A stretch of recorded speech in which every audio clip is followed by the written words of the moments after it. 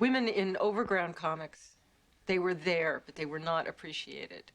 They were doing things like color work, and they were doing the work, but they were not known. And the romance comics were almost all done by men from a male perspective, done for women, but were not really representing a woman's viewpoint.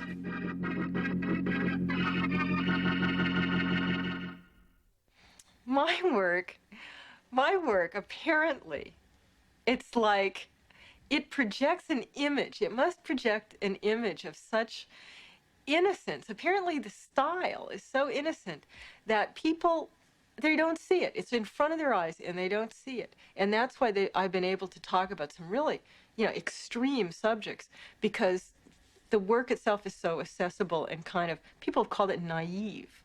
And so it was always, a lot of people at first said, oh, well, this looks like children's books.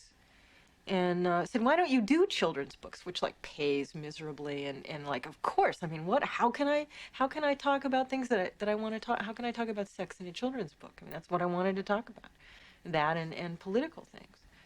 A children's book about capital punishment, right? The defendant, Elrod Stelmack, stands accused of the kidnapping and rape of Mrs. Ingalls Kitty Beulah. How does the little menace to society plead? He's obviously guilty. I found his footprints in the litter box. Plus, Beulah's flea collar was in his baseball card collection.